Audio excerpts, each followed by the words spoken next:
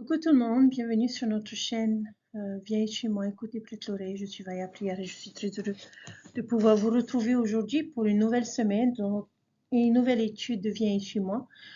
Étude qui va être basée sur Apocalypse, les chapitres 6 à 14. J'espère, chers frères et sœurs, que vous n'avez pas abandonné votre lecture, que vous n'avez pas décidé de ne pas finir cette étude du Nouveau Testament. C'est un des livres les plus intéressants et pas toujours facile à comprendre, mais nous pouvons y arriver. Alors, continuons notre étude de ce livre un peu complexe. Imaginez une femme au travail et dans les douleurs de l'enfantement, et imaginez un grand dragon rouge ayant 7 têtes et 10 cornes, planant au-dessus de cette femme, prêt à dévorer son enfant lorsqu'elle l'aura enfanté.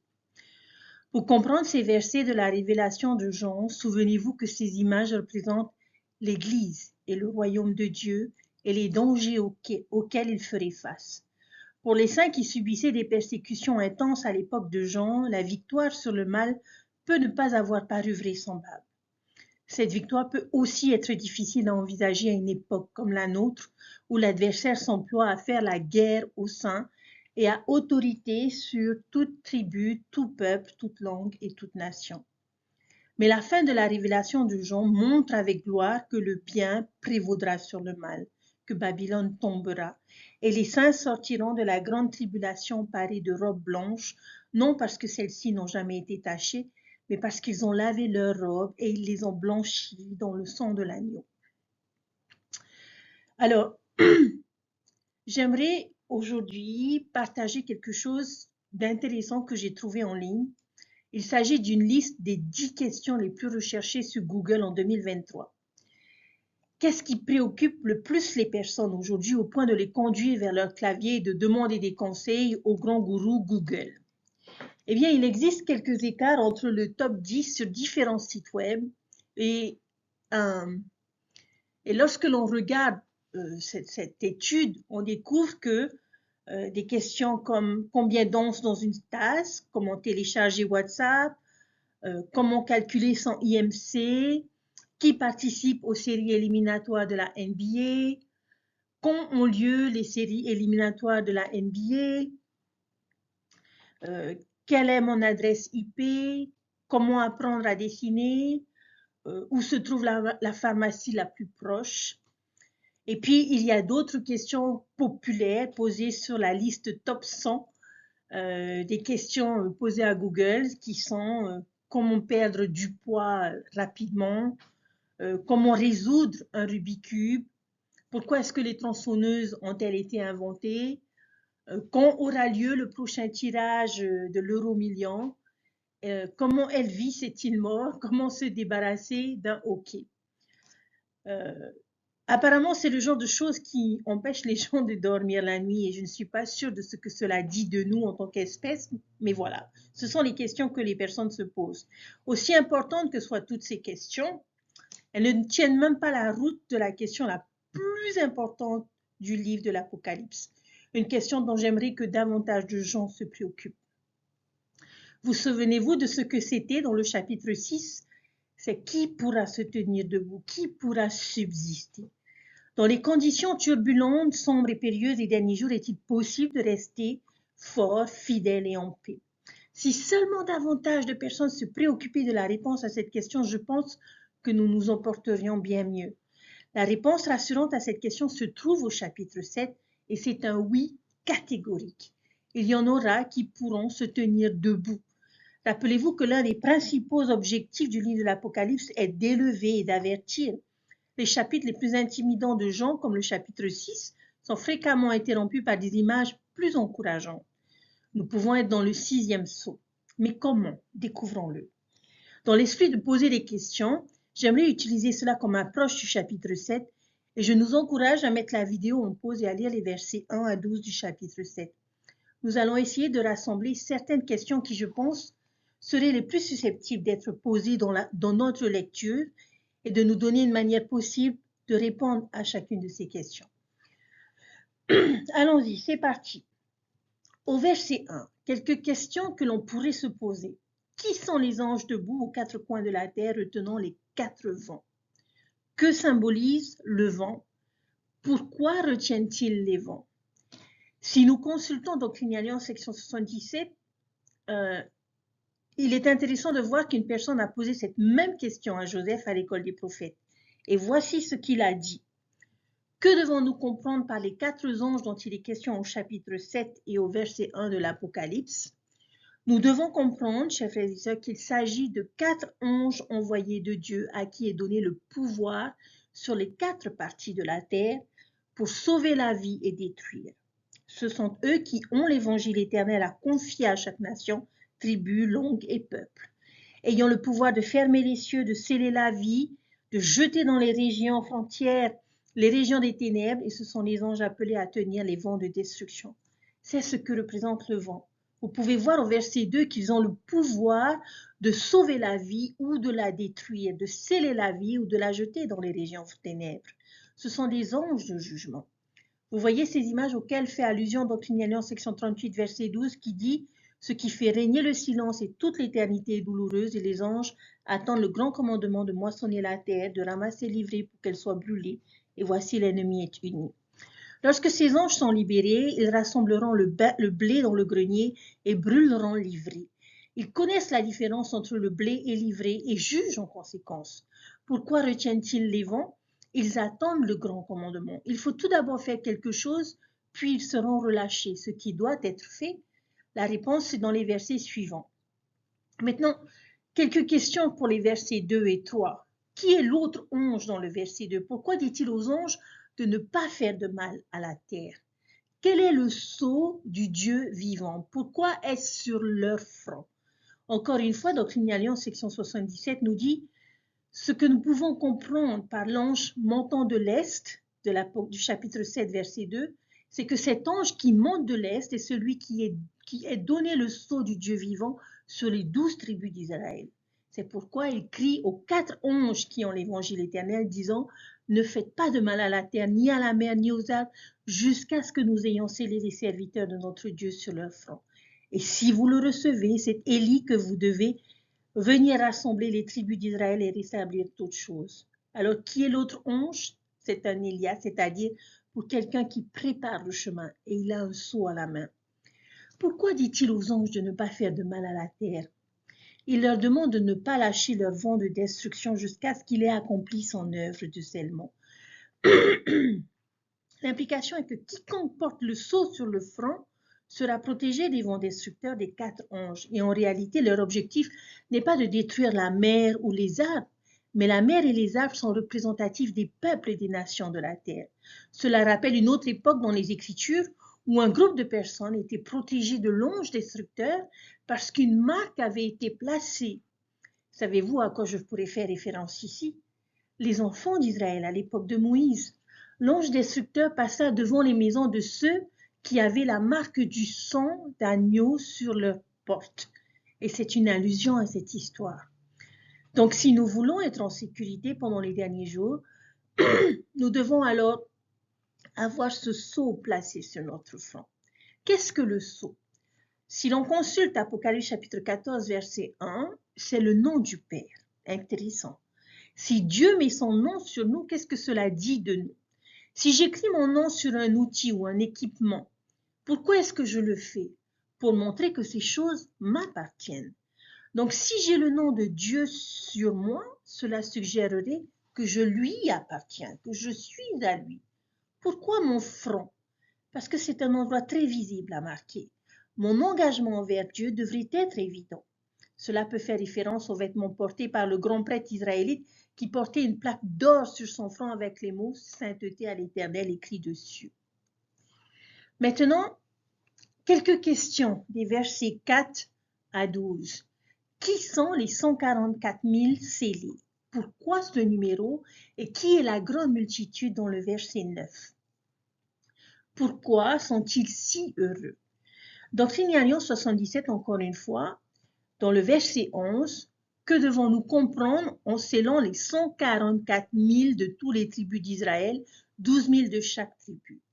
Nous devons comprendre que ceux qui sont scellés sont des grands prêtres ordonnés dans le saint ordre de Dieu pour administrer l'évangile éternel et que ce sont eux qui sont ordonnés.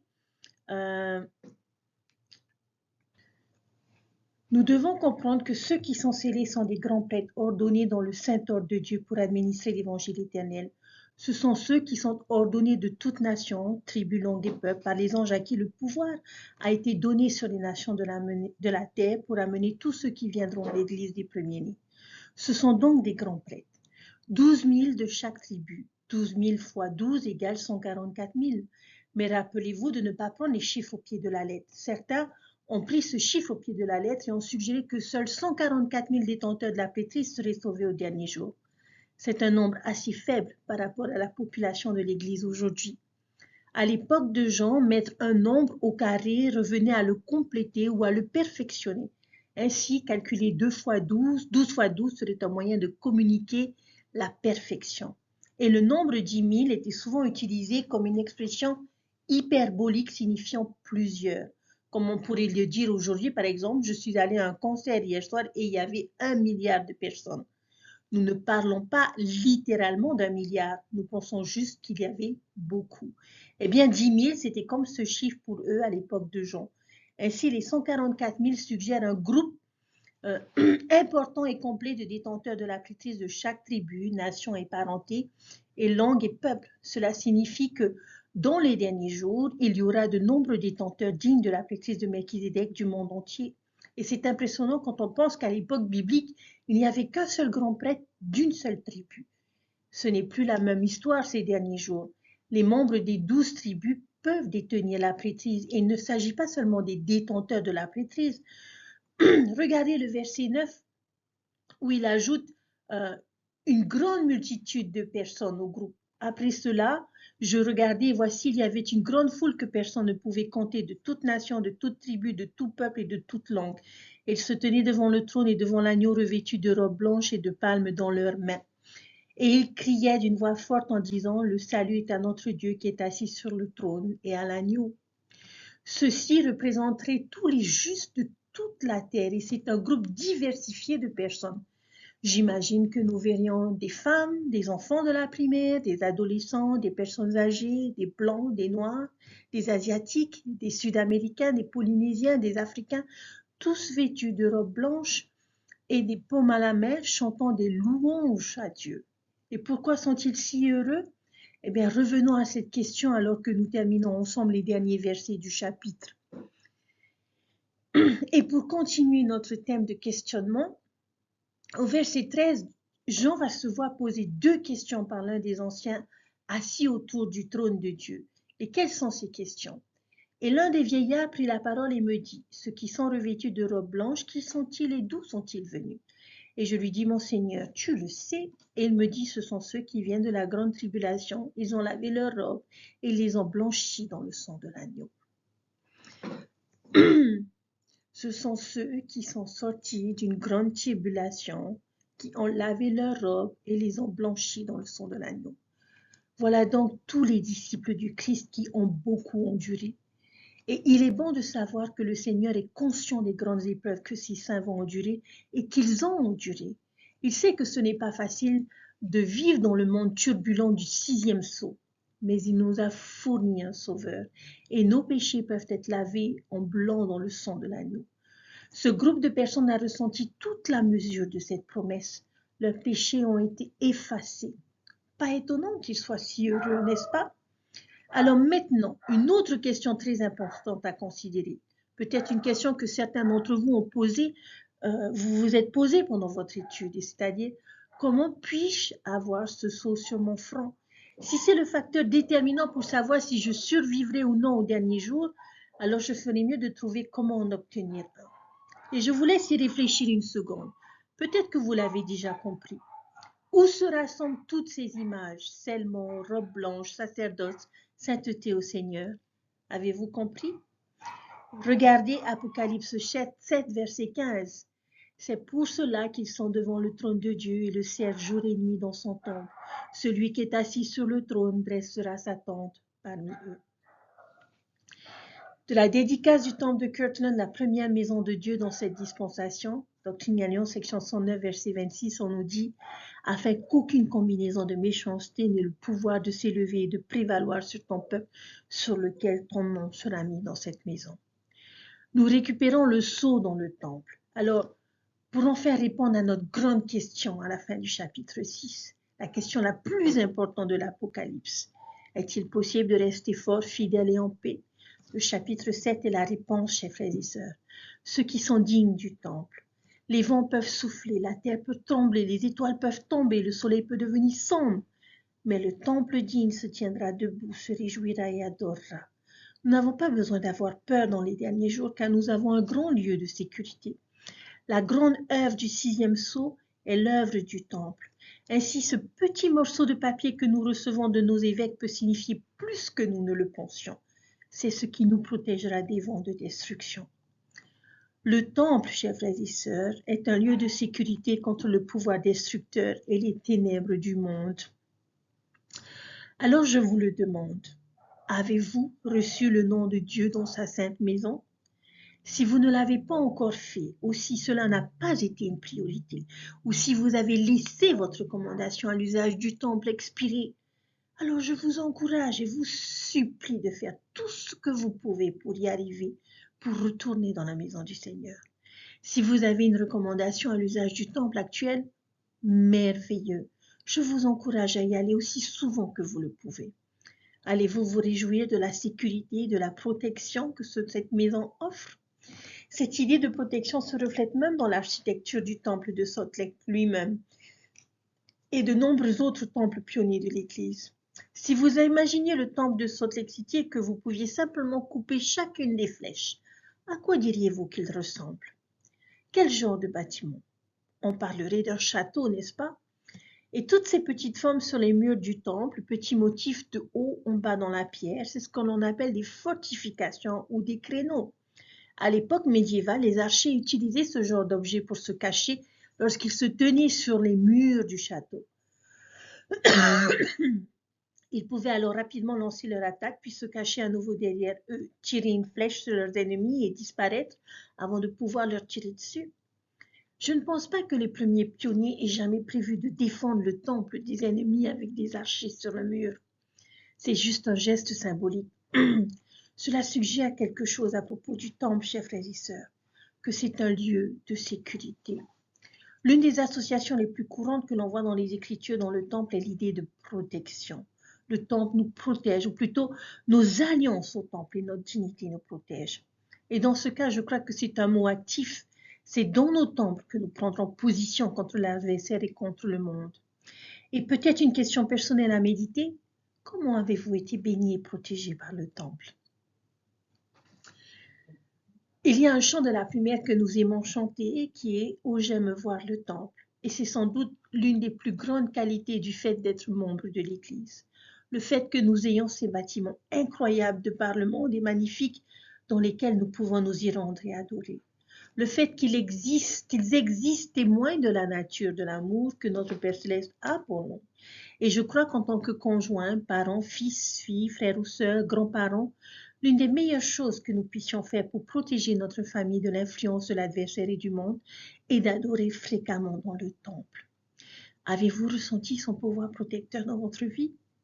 Je voudrais témoigner que je l'ai fait. Les alliances que j'ai contractées là-bas m'ont donné la force de défendre la vérité et la justice et m'ont aidé à devenir une meilleure personne. Notre prophète Russell Nelson, parlant des rénovations du temple de Salt Lake City, a mis l'accent sur les fondations nécessaires et le renforcement de ce temple. Les fondations de n'importe quel bâtiment, et particulièrement celles d'un bâtiment aussi imposant que le temple de Salt Lake City, devaient être solides et suffisamment résistantes pour supporter les tremblements de terre, la corrosion, les vents puissants, le tassement inévitable qui affecte tous les bâtiments. La tâche était complexe en cours de réalisation, ce qui consiste à renforcer ce temple sacré qui lui permettrait d'avoir des fondations qui résisteront à l'épreuve du temps. Il a ensuite parlé de nos fondations personnelles dans notre vie. Il est maintenant temps pour chacun de nous de mettre en place des mesures extraordinaires et peut-être des mesures que nous n'avons jamais prises auparavant pour fortifier les fondations de notre spiritualité personnelle. Des périodes sans précédent demandent des mesures sans précédent. Alors, chers frères et sœurs, nous sommes vraiment dans les derniers jours. Si vous et moi voulons résister aux périls et aux pressions à venir, il est impératif que nous ayons chacun une fondation spirituelle inébranlable, bâtie sur le roc de notre Rédempteur Jésus-Christ. Le temple est au cœur du renforcement de notre foi et de notre résilience spirituelle parce que le Sauveur et sa doctrine sont le cœur même du temple. Tout ce qui est enseigné dans le temple par les instructions et l'esprit augmente notre compréhension de Jésus-Christ. Les ordonnances essentielles nous lient à lui à travers les alliances sacrées de la prêtrise. Puis, si nous gardons nos alliances, il nous dote de son pouvoir guérisseur et fortifiant. Et combien nous avons besoin de son pouvoir dans les jours à venir, quels que soient les bouleversements qui peuvent se produire dans notre vie. L'endroit le plus sûr où se trouver spirituellement est à l'intérieur de nos alliances du temple. Croyez-moi lorsque je dis que lorsque notre fondation spirituelle est bâtie solidement sur Jésus-Christ, nous n'avons pas à avoir peur. En étant fidèles à nos alliances faites dans le temple, nous serons fortifiés par son pouvoir. Et lorsque des tremblements de terre spirituels se produiront, nous serons en mesure de rester forts parce que notre fondation spirituelle est solide et inébranlable. Très bien. Passons à présent au chapitre 8. C'est un moment passionnant dans le récit de l'Apocalypse. Nous allons maintenant ouvrir le 7e et dernier sceau. Cet acte déclenchera les événements de la seconde venue de notre Seigneur. Et contrairement à tous les autres sceaux dont les ouvertures et les fermetures sont plus difficiles à délimiter, il existe un événement qui fixe clairement l'ouverture du 7e sceau. Mais cela manque dans le livre de l'Apocalypse. Apocalypse 8 commence par « Et quand il ouvrit le 7e sceau, il y eut un silence dans le ciel pendant environ une demi-heure. » Il devrait y avoir une autre prophétie incluse avant la demi-heure, et je ne sais pas pourquoi elle n'est pas là, mais c'était peut-être l'une des vérités claires et précieuses qui a été retirée du Nouveau Testament. Mais Dieu merci pour les Écritures modernes. Si nous allons dans Doctrinarium, section 88, nous voyons une description plus inclusive et linéaire des événements. Les versets 87 à 92 reflètent les prophéties du chaos du 6e sceau et annoncent ensuite au verset 93 que aussitôt un grand signe apparaîtra dans le ciel et tous les hommes ensemble le verront. Le verset suivant annonce la fin de l'apostasie, puis au verset 95, nous voyons la prophétie de la demi-heure du silence.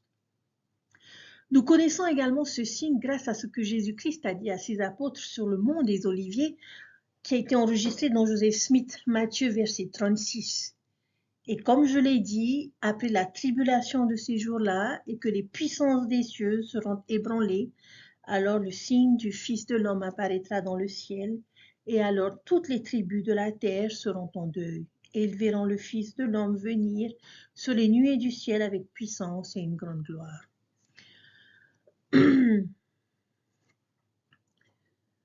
Je pense que cela mérite peut-être d'être précisé. Quel est ce signe? Je ne peux pas dire que je le sais avec certitude, mais il existe d'autres références et citations auxquelles nous pouvons recourir et qui peuvent nous éclairer sur cette dernière. Joseph Smith nous donne plus de détails dans la citation suivante lorsqu'il a dit « Alors apparaîtra un grand signe du Fils de l'homme dans le ciel. Mais que fera le monde? Ils diront que c'est une planète, une comète. Mais le Fils de l'homme viendra comme le signe de la venue du Fils de l'homme qui sera comme la lumière du matin venant de l'Est. »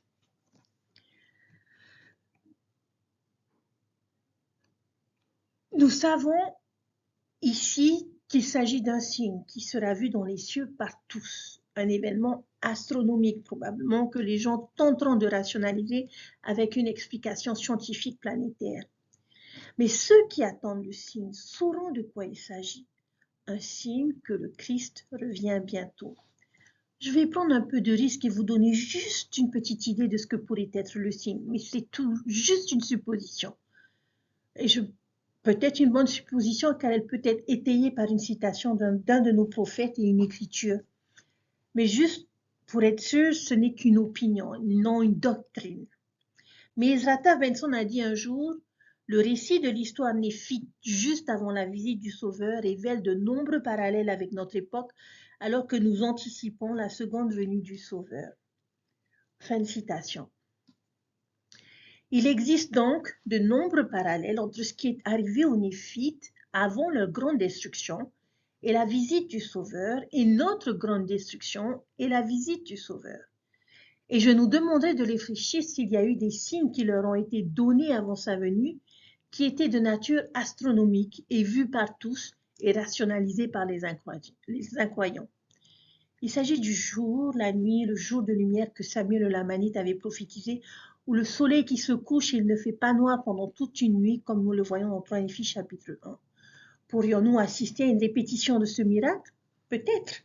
Le livre de Zacharie dans l'Ancien Testament, qui est un livre axé sur la seconde venue, il y a une écriture qui fait peut-être allusion à cela dans le chapitre 14, versets 6 et 7, et qui dit « Et il arrivera en ce jour-là que la lumière ne sera ni claire ni obscure, mais ce jour, un jour qui sera connu de l'Éternel, ni le jour ni la nuit, mais il arrivera qu'au temps du soir, il y aura de la lumière. » Quoi qu'il en soit, faites ce que vous en voulez, c'est juste un avis. Mais ce signe délimitera clairement l'ouverture du 7e sceau et déclenchera les événements qui finiront par culminer avec la visite du Sauveur. Et après ce grand signe, nous avons la demi-heure de silence qui nous ramène au récit littéralement. Probablement pas. N'oublions pas qu'il s'agit du livre de l'Apocalypse et que les chiffres ne sont que ce qu'ils semblent être. Je crois que cela indique simplement une période de temps relativement courte, et cette courte période pourrait durer plusieurs années. Si l'on fait un parallèle avec ce qui est arrivé aux Néphites, comme l'a suggéré le prophète Ezra Benson, eux aussi ont connu une période de silence entre l'apparition du signe et la grande destruction précédant l'apparition du Christ. Quelle a été la durée de leur silence? 34 ans. Et je ne dis pas que ce sera la même chose pour nous, mais peut-être que ce sera 25, 52 ou 87 ans. Quoi qu'il en soit, ce sera une période de temps relativement courte par rapport à l'histoire du monde. Et le but derrière ce silence, je n'en suis pas sûre non plus. Peut-être qu'il s'agit d'une pause, d'un silence de finalité, ou plus, espérons-le, d'un silence de longanimité où le Christ offre aux habitants de la terre une dernière période de temps pour se repentir et changer. Il veut vraiment que tous ses enfants puissent participer aux merveilles du millénaire. Après le signe du Fils de l'homme et le silence, 7 anges reçoivent 7 trompettes avec lesquelles ils sonneront chacun leur tour. Alors, quelques questions que l'on pourrait se poser. Quel élément est l'agent nettoyant majeur du 7e sceau? Il existe 3 agents nettoyants majeurs dans la Bible: l'eau, le feu et le sang. L'eau lave, le feu purifie et le sang expie. La terre fut autrefois purifiée par l'eau du grand déluge de l'époque de Noé. Selon ces versets, la destruction suit chaque prophète qui retentit. Et quel est apparemment l'agent nettoyant le plus populaire ces derniers jours? Le feu. Le feu sera l'élément nettoyant majeur. Dans ce cas, il s'agit d'un incendie destructeur, et je ne vais pas nécessairement prendre ceci au pied de la lettre, mais il y aura peut-être un véritable incendie, et peut-être que Jean fait référence à un autre type de feu. Le feu de la colère, le feu de la haine, le feu de la violence. Et cela me rappelle ce verset dans 1 Néphi, chapitre 22, verset 17. C'est pourquoi il préservera les justes à sa puissance, même s'il faut que la plénitude de sa colère vienne, et que les justes soient préservés jusqu'à la destruction de leurs ennemis par le feu. C'est pourquoi les justes n'ont pas à craindre, car ainsi dit le prophète, ils seront sauvés, même si c'est comme par le feu. Par conséquent, le feu détruit et sauve. Les méchants sont détruits, les justes sont préservés. C'est comme séparer l'or et l'argent. Quelle est la part commune de la destruction sur toutes les régions de la terre? Il y aura une troisième partie. Qu'est-ce que cela signifie? Cela pourrait simplement signifier que la destruction ne sera pas totale. C'est localisé. Dieu ne détruira pas tout, ni même la majorité, mais il y en aura quelques-uns. Une autre théorie convaincante est la suivante. Combien y a-t-il de royaumes de gloire? 3. Céleste, terrestre et téleste. D'un point de vue doctrinal, qui sera épargné par la destruction de la seconde venue? Nous savons que les peuples célestes et terrestres seront épargnés et vivront tout au long du millénaire. Qui sera détruit? Le céleste, le troisième volet est détruit. C'est une façon de voir les choses, peut-être. À votre avis, qui est l'étoile déchue possédant la clé de l'abîme dans le chapitre 9, verset 1 et verset 11? Je pense que nous pouvons raisonnablement supposer que c'est Satan. Dans le verset 11, il a donné deux autres noms, Abaddon et Apollyon, qui signifient tous deux destruction en hébreu puis en grec. Rappelez-vous les images parallèles. Jésus détenait les clés de la mort et de l'enfer. Satan a aussi une clé. Le gouffre sans fond. Et de la fumée s'échappe de la fosse et bloque la lumière, une allusion à la tentation ou à la haine, à la colère, à l'avidité. Tout comme la vision de Léhi avec l'arbre de vie où ces choses étaient représentées par un brouillard de ténèbres qui aveuglait les yeux de ceux qui tentaient d'atteindre l'arbre de vie. Selon vous, quelle force destructrice est représentée par les étranges créatures sauterelles qui sortent de la fumée, de la colère et de la haine, décrits dans le chapitre 9, les versets 7 à 10.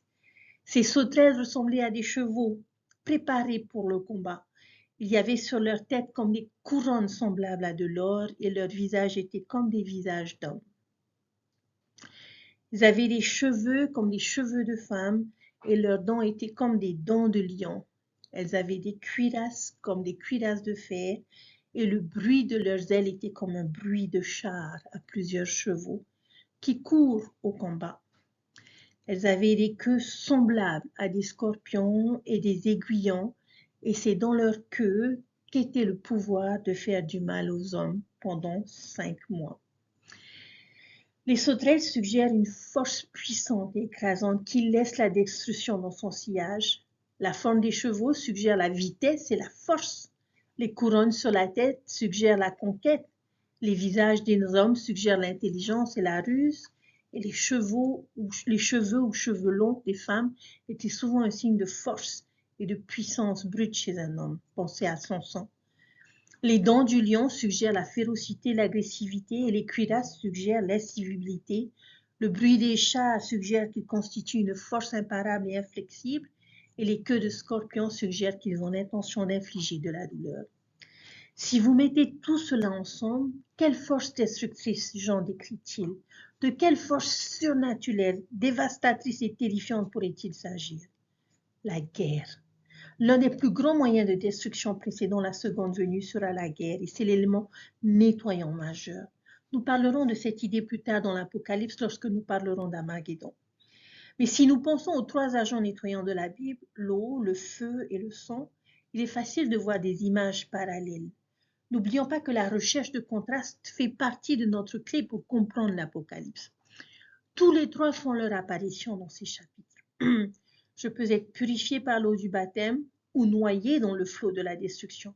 Je peux être purifié par le feu du Saint-Esprit ou brûlé dans les feux et la fumée de la haine et de la colère.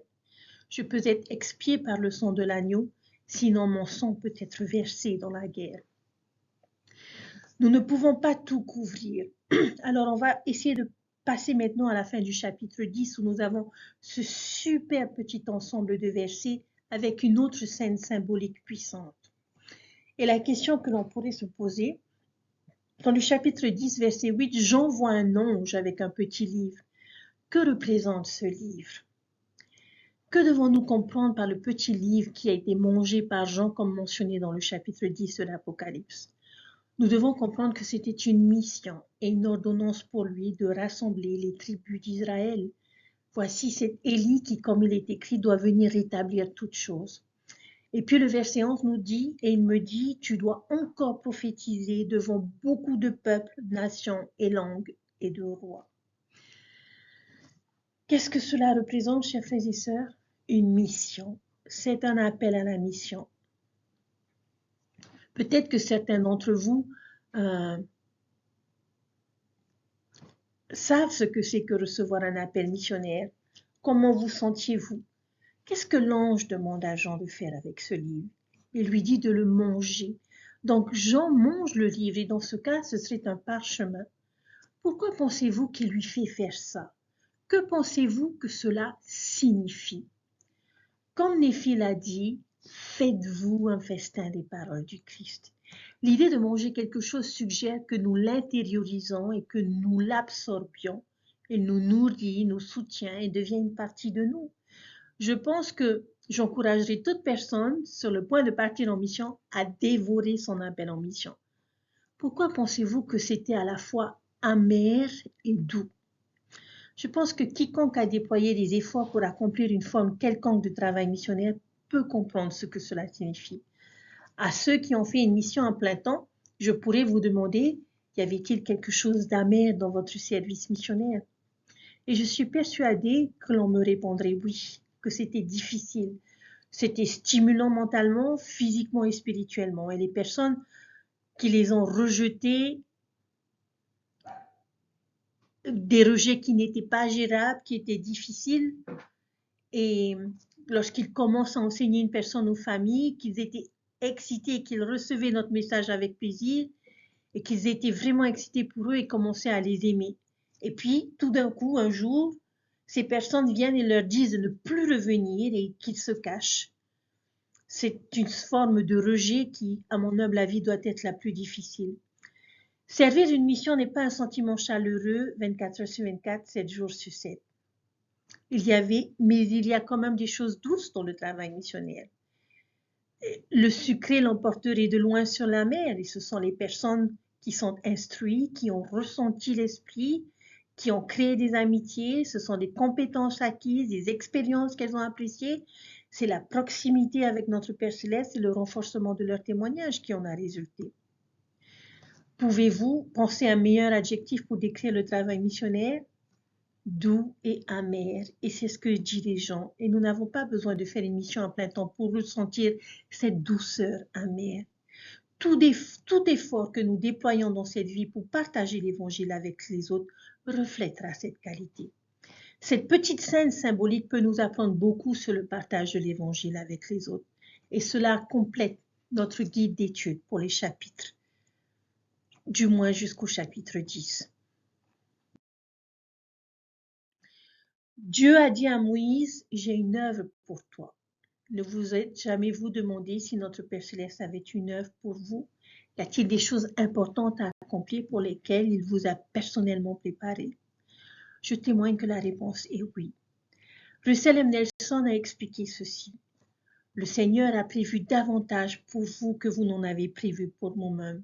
Vous avez été réservés et préservés pour cette époque et ce lieu. Le Seigneur a besoin de chacun d'entre nous, chers frères et sœurs, pour changer le monde.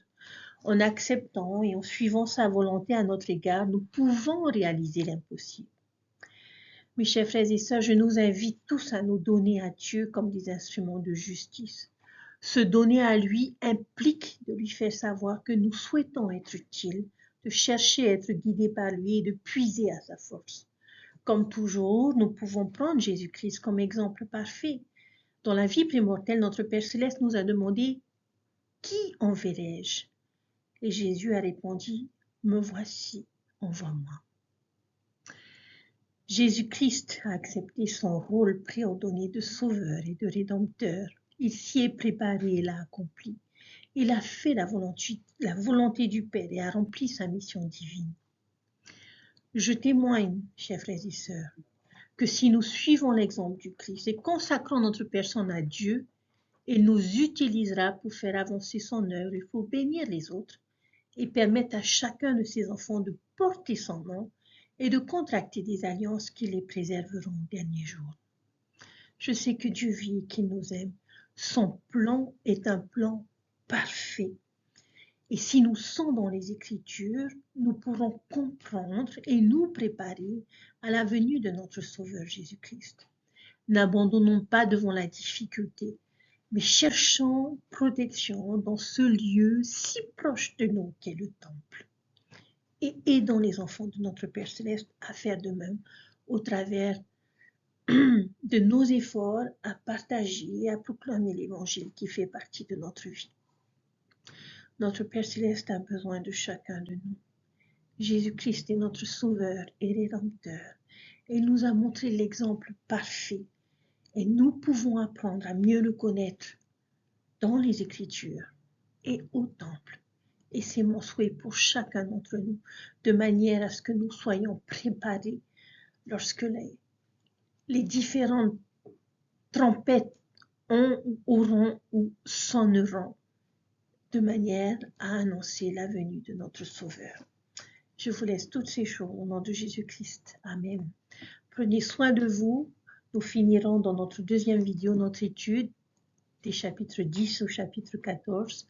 Je vous invite à lire, à souligner ce que vous avez du mal à comprendre, à rechercher, à étudier et à vous poser les questions et permettre à l'esprit de vous enseigner. Prenez soin de vous, je vous souhaite une belle semaine à tous et je vous dis à très bientôt. Bye.